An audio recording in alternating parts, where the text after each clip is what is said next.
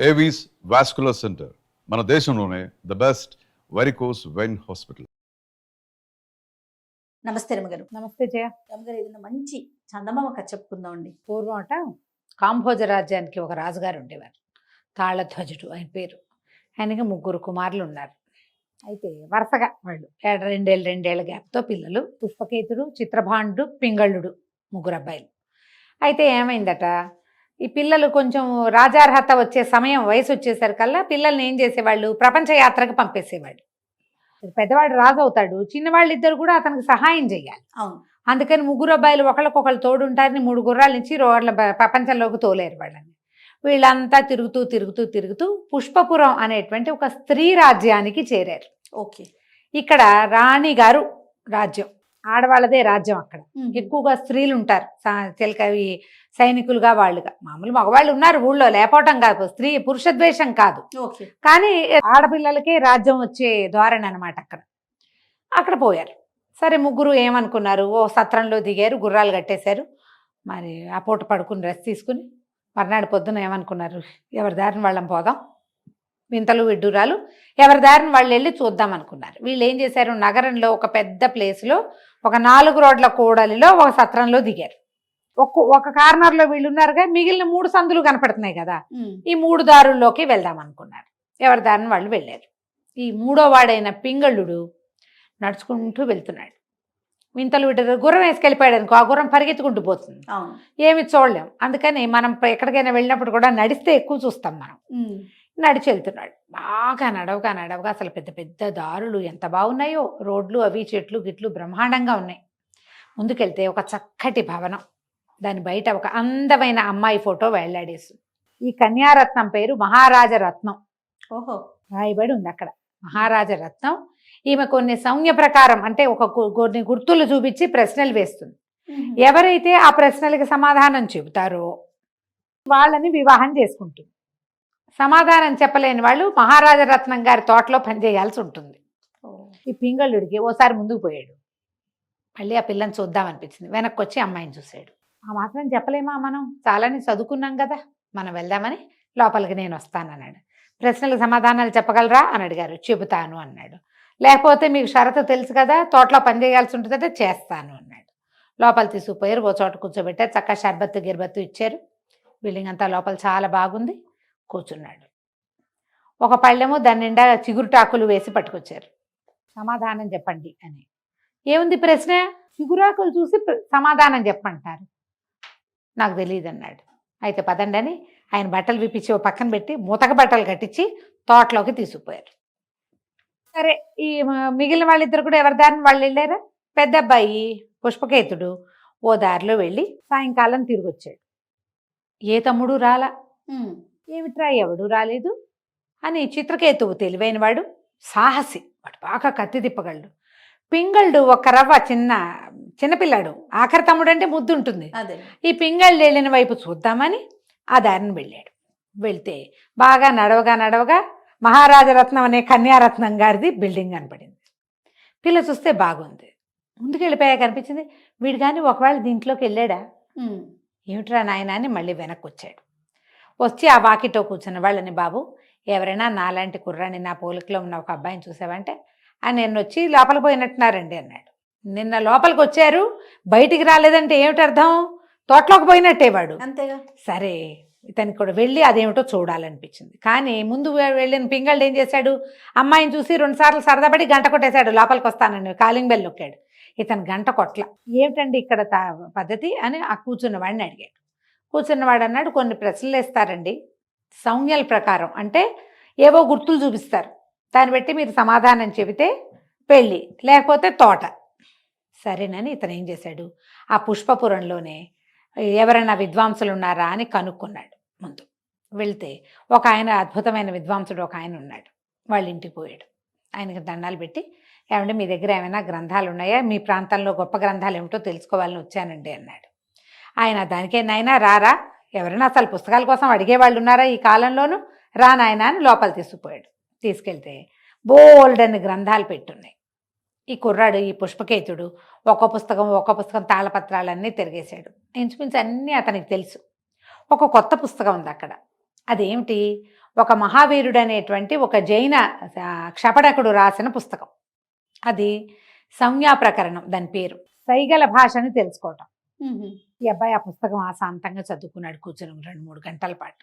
తర్వాత వెళ్ళొస్తానండి అని దండం పెట్టి వెళ్ళిపోయాడు. ఓకే. సత్రానికి వెళ్ళి అన్నం తిని ఇక చిత్రభానుడు సంగతి వదిలిపెట్టేశాడు. ఏమైతే అది అయ్యాడు తమ్ముడు. ముందు ఈ పింగళుడు సంగతే చూడాలి. ఈ మహారాజరత్నం దగ్గరికి పోయాడు. కనపడిందిగా బిల్డింగ్, అక్కడికి వెళ్ళి గంట కొట్టాడు. ఆ లోపల నుంచి ఒక 4-5 చిరకత్తలు వచ్చారు. ఏమండి బాగా అన్ని బోర్డు అన్నీ చూసారా అన్నారు. అన్నీ చూశాను, నాకు సమాధానం చెప్తానన్నాడు. ఈయన లోపల తీసుకుపోయారు. ఒక పెద్ద హాల్లో కూర్చోబెట్టారు. మరి మంచినీళ్ళు తెచ్చారు, పానీయాలు తెచ్చారు. ఈయన చూసి బాగున్నాడు అనుకున్నారు. సరే ఏం చేశారు, ప్రశ్నలకు సమాధానం చెప్పడానికి సిద్ధంగా ఉన్నారా? సిద్ధమేనన్నాడు. లోపల నుంచి ఒక పళ్ళెం పుచ్చుకొచ్చారు. దాని నిండా చిగురుటాకులు ఉన్నాయి. ఈ చిగురాకులు చూశాక ఇతను గుర్తొచ్చింది. ఆ పుస్తకంలో ఏముంది, ఈ చిగురాకును చూపిస్తే నీ కులం ఏమిటి అని అడుగుతున్నట్టు జ్ఞాపకం వచ్చింది ఆ వాక్యం అతనికి. నేను క్షత్రియుల అబ్బాయిని, క్షత్రియ కులం మాది అని చెప్పాడు. లోపల నుంచి చప్పట్లు వినపడ్డాయి. అంటే కరెక్ట్ అనమాట. వీళ్ళు కాగితాలు ఈ చిగురుటాకులు చేత్తో పుచ్చుకుపోయారు. ఇక ఒక్కో వస్తువు వస్తోంది. ఈ అబ్బాయి ఆ పుస్తకంలోవి గుర్తు చేసుకుని ఒకటి 10 ప్రశ్నలు 9 ప్రశ్నలకో సమాధానాలు చెప్పేశారు. లోపల నుంచి చప్పట్లు వస్తూనే ఉన్నాయి. ఇవి వచ్చిన అమ్మాయిలు కిలకిల్లాడుతూ సరదాగా వస్తున్నారు. ప్రశ్నలు అయిపోయినాయండి, రండి మిమ్మల్ని మా అమ్మగారు చూస్తానంటున్నారండి. లేవ తీసుకుపోయారు. బయట హాలే సూపర్ అద్భుతంగా ఉంది, లోపల ఇంకా పరమాద్భుతంగా ఉంది. నడవగా ఇతను కనిపించింది. తను సందులో ఏ మార్గంలో అయితే తను ఒక సందులో చూశాడు కదా ఈ బిల్డింగ్, తను లోపలికి వెళ్తున్నది అది కాదు.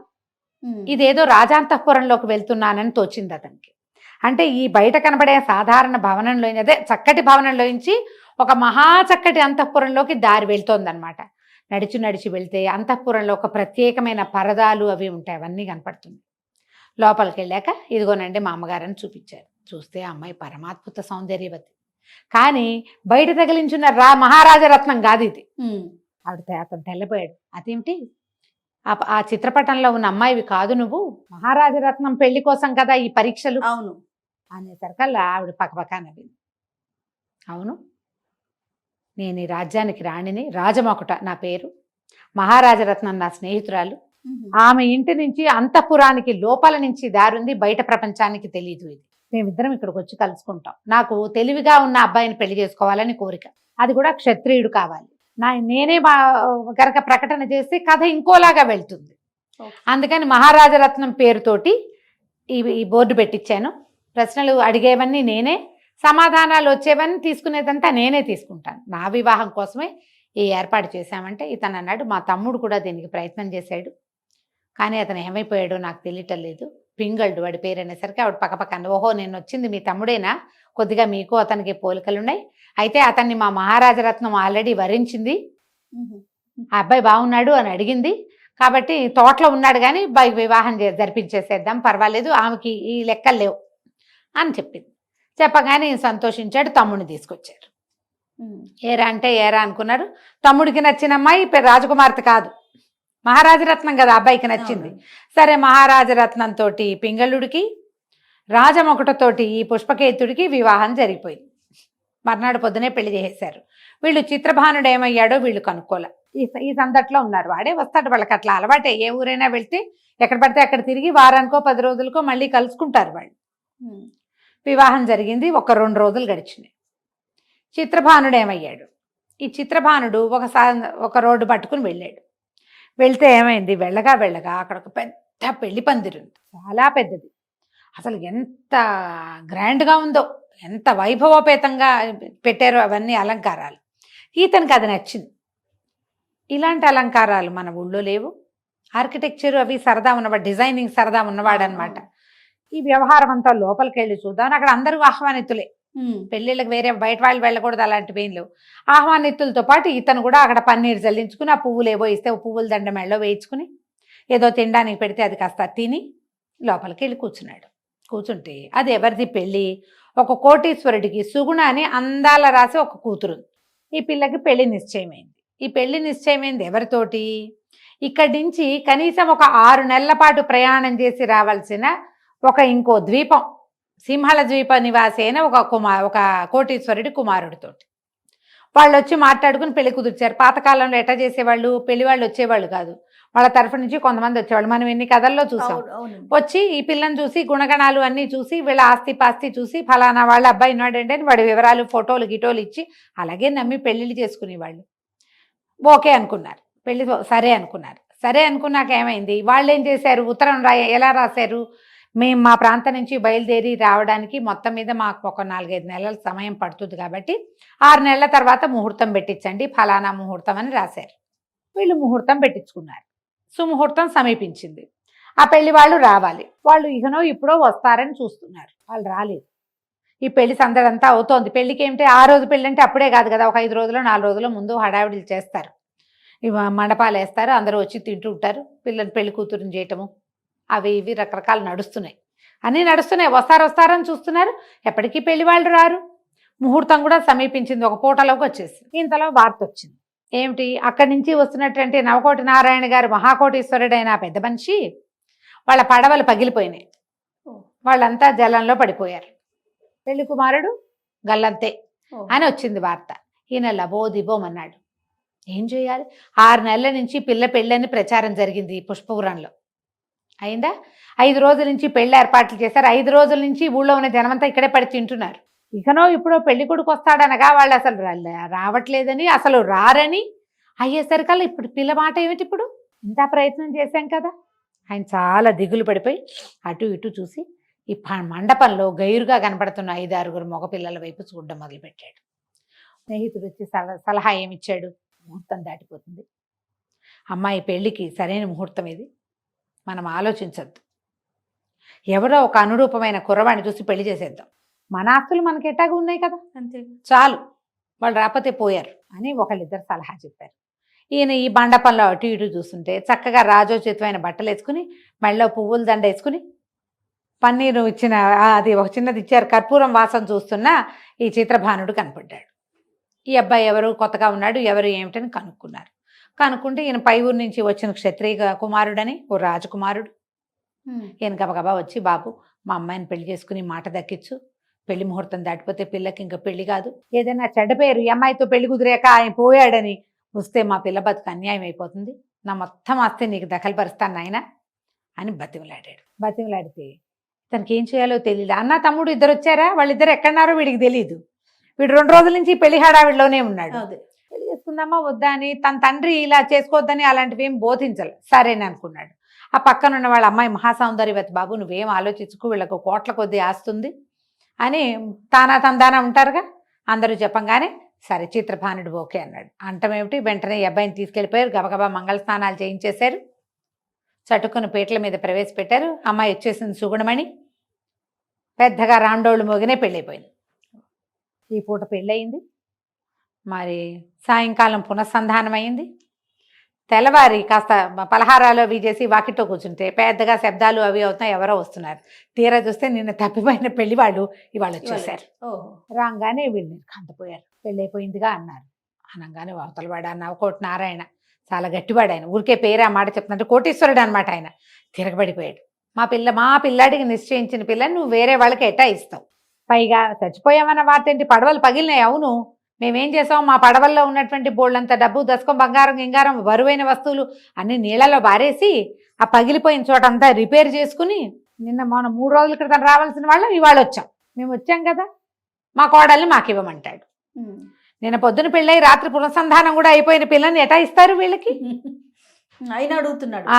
సమాధానం చెప్పు. మరి ఇంతకు 6 నెలల నుంచి ప్రయాణం చేసి వచ్చాం, సముద్ర ప్రయాణం, మా ఖర్చులు ఏమైనా సరే అనేసరికల్లా కాదన్నారు, కూడదన్నారు. ఇంత లోపల నుంచి ఈ చిత్రభానుడు బయటకు వచ్చేసరికల్లా ఏమిటంటే ఈ పెళ్లి వాళ్ళు వచ్చారు, వాళ్ళు గొడవ చేస్తారంటే ఎవడు గొడవ చేసేది రండి చూస్తానన్నాడు. వాళ్ళు కూడా ఊరుకోలే, పోట్లాటకి దిగితే ఈ చిత్రభానుడు ఒక్కడే కత్తి పట్టి వాళ్ళు మొత్తం మీద ఒక 1200 మందో 1400 మందో వస్తే అందరినీ చావచిత కొట్టి వదిలిపెట్టాడు వాడు. ఎందుకంటే కత్తి వీరుడు, ముందు వాళ్ళ అన్నయ్య కూడా చెప్పాడు అదే మాట. ఇది దాంతో కొట్టేసేసరికల్లా ఇప్పుడు ఏం చేయాలి, వాళ్ళు ఊరుకోలే. ఇంత గొడవ అయితే బతుకు జీవుడా అని పారిపోయారు. కానీ ఊళ్ళో ఇంకో చోట దిగి రాజస్థానానికి వెళ్ళారు. మాకు కుదిర్చిన పిల్లని 6 నెలల నుంచి ఫలానా ఈ పుష్పపురంలో ఉన్నటువంటి మహాకోటీశ్వరుడి కూతురు సుగుణమణి అనే సౌందర్యవతితోటి వివాహమని మేము మా ఊళ్ళో చెప్పుకున్నాం. ఇప్పుడు ఏమని వెనక్కి తిరిగి వెళ్ళాలి? అక్కడ నా పరువు మర్యాద అంతా గంగలో కలుస్తుందా? ఉమ్. ఇక్కడికి వస్తే మేము దేవమొహాలు వేసుకుని వాకిట్లో నుంచున్నాం. పెళ్లి కొడుకు అన్నవాడు ఎవడో కత్తి తిప్పి వత్తిమీరుడు వాడొచ్చి మా మీద పడ్డాడు. మాకు సమాధానం కావాలి. ఈవిడికి ఏం చేయాలో తెలియలే. రాణికి రాజమొకటికి వాళ్ళ పాయింట్ కరెక్టే, వీళ్ళ పాయింట్ కరెక్టే. ఈయనేమంటాడు, ఈ ఊళ్ళో ఉన్న కోటేశ్వరుడు సుగుణమణి తండ్రి 5 రోజుల నుంచి పెళ్లి ఏర్పాట్లైనా ఊరంతా తిన్నారు, సుముహూర్తం దాటిపోతోంది. ముహూర్తం దాటిపోయి పెళ్లి తప్పిపోతే పిల్లకి చెడ్డ పేరు వచ్చేస్తుంది. నేను ఇంత ప్రయత్నం చేశాను, అందుకని పందిట్లో ఉన్న ఒక పెళ్లి కొడుకుని సెలెక్ట్ చేసుకుని పెళ్లి చేసేసాము, పునఃసంధానం కూడా చేసేసాం. కన్యాదానం చేసేసిన పిల్లకి మారుమని ఎట్టా చేయను నేను? మా కోడలు మాకు ఇవ్వమంటున్నాడు, నేను ఎట్లా ఇస్తాను? సరే ఈవిడే ఈ అమ్మాయి రాజం ఒకటి ఆ పూటంతా అటు ఇటు తిరిగి సాయంకాలం భర్తను కేకేసి 2 రోజులైంది, 3 రోజులు పెళ్ళి అంతే. అతను పిలిచి దీని సంగతి చూడండి, ఇది ఎట్లా చేయాలో తెలియటం లేదు అనేసరికల్లా ఆయన ఏమన్నాడు, అతను అన్నాడు, పై ఊరు నుంచి వచ్చిన వాళ్ళని సపోర్ట్ చేయాలి, వాళ్ళు విదేశీయులు, మన దేశానికి వచ్చినప్పుడు మనం సహాయం చేయాలి కదా అంటే ఆయన ఏమన్నాడు, వచ్చిన కోటీశ్వరుడు, ఆ కుర్రాడు పీచమని చాలు, నాకు అదే నా కోరిక అన్నాడు. అనగానే సరే పద మేమే వస్తామని అన్న తమ్ముడు ఇద్దరు చెరో కత్తి పుచ్చుకుని 50 మంది సైన్యాన్ని వేసుకుని ఆ పెళ్లి వాళ్ళ ఇంటికి వెళ్ళారు. నిన్న యుద్ధం చేసిన వాడెవడు, ఈ కొత్తగా వచ్చిన కోటీశ్వరుడితో వాడిని పిలవండి అన్నారు. పిలవండి అంటే లోపల నుంచి కత్తి సవరించుకుంటూ చిత్రభానుడు బయటకు వచ్చాడు. చూడంగానే పింగళ్ళు కేకేసాడు, అన్నయ్య అన్నయ్య చిన్ననే వేస్తున్నాడు. తీరా చూస్తే ఏముంది, అన్నదమ్ములు 3 ఎదురుపడ్డారు. ఇదేంట్రా నాయన అంటే, నేను ఈ పెళ్ళికి వచ్చాను, వీళ్ళేమో ఇట్లా పెళ్ళయింది, ఇప్పుడు వివాహం అయిపోయాక పెళ్ళైపోయిన పిల్లనివ్వమంటున్నారు వీళ్ళు, నా భార్యను రక్షించుకోవడం నా విధి, అందుకని నేను రక్షణకు పూనుకున్నా అనగానే ఇక రాజుగారు వెంటనే సర్దుకుని, అంటే రాణిగారి భర్త పెద్ద అబ్బాయి పుష్పకేతు సర్దుకుని ఆ అవతల దేశం నుంచి వచ్చిన కోటీశ్వరిని కూర్చోబెట్టి మాట్లాడించి, మీ ఖర్చులన్నీ ఇప్పిస్తాను, ఈ ఊరు నుంచే ఒక సౌందర్యవతి అయిన పిల్లని ఇచ్చి మీ వాడికి పెళ్లి చేయిస్తాం, ఈ ఊరు పిల్లే కాబట్టి పేర్లు ఎవరికి తెలుసు అని చెప్పి ఇంకో కోటీశ్వర్లు ఎవరిళ్లలో ఆడపిల్లలు ఉన్నారో ఎంక్వైరీ చేసి ఓ పిల్లనిచ్చి పెళ్లి చేయించి ఆ పిల్లతో సహా వీళ్ళ ఖర్చులు వీళ్ళతో ఇప్పించి ఈ తమ్ముడ మావగారితోటి పంపించారు. తర్వాత చక్కగా 3 అబ్బాయిలు ఈ స్త్రీ రాజ్యంలోనే చాలా రోజులు సుఖంగా ఉన్నారు. తర్వాత చిన్నవాళ్ళిద్దరు వాళ్ళ భార్యలను తీసుకుని సొంత ఊరు వెళ్ళారు. పెద్ద ఆయన మాత్రం ఇక్కడ రాజుగా ఉన్నాడు కథ కంచికి మన ఇంటికి. బాగుంది రమ్మగారు. నమస్తే అండి. నమస్తే.